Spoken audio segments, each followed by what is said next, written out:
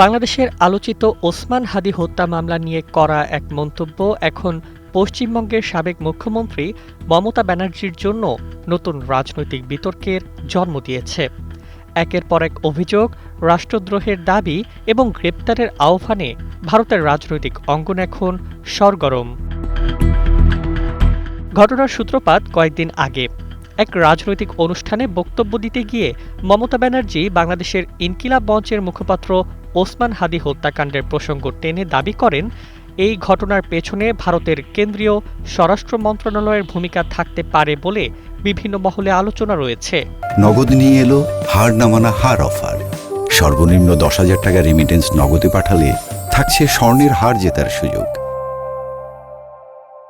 তার এই বক্তব্য প্রকাশ্যে আসার পরেই বিজেপি ঘনিষ্ঠ বিভিন্ন সংগঠন এবং হিন্দুত্ববাদী মহল তীব্র প্রতিক্রিয়া জানায়। প্রথমে শিলিগুড়ি সাইবার ক্রাইম থানায় মমতার বিরুদ্ধে অভিযোগ দায়ের করেন কলকাতা হাইকোর্টের জলপাইগুড়ি সার্কিট বেঞ্চের এক আইনজীবী। অভিযোগে বলা হয়, সাবেক মুখ্যমন্ত্রীর বক্তব্য উস্কানিমূলক এবং দেশের নিরাপত্তা ও সার্বভৌমত্ব সম্পর্কে বিভ্রান্তিকর ধারণা তৈরি করতে পারে।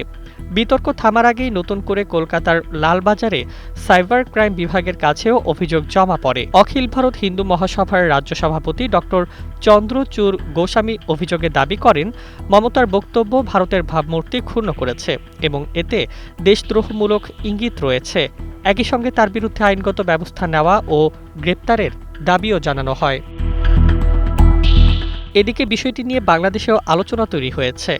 বাংলাদেশের পররাষ্ট্র প্রতিমন্ত্রী শামা ওবায়েদ এ প্রসঙ্গে প্রতিক্রিয়া জানিয়ে বলেন, পশ্চিমবঙ্গের একজন পরাজিত রাজনীতিক কি বললেন তা বাংলাদেশ সরকার গুরুত্বের সঙ্গে দেখছে না। উল্লেখ্য, ওসমান হাদী হত্যা মামলা বাংলাদেশের সাম্প্রতিক সময়ের অন্যতম আলোচিত রাজনৈতিক হত্যাকাণ্ড হিসেবে বিবেচিত হচ্ছে। এই ঘটনায় তদন্ত ও চার্জশিট প্রক্রিয়া নিয়ে একাধিকবার আলোচনা হয়েছে এবং সরকারের পক্ষ থেকেও মামলাটিকে গুরুত্ব দেওয়া হয়েছে।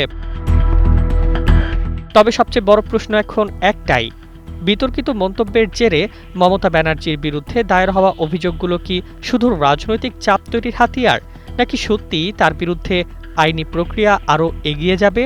ভারতের রাজনৈতিক মহলে এখন সেই জল্পনাই সবচেয়ে বেশি আলোচিত। News desk, 21 television.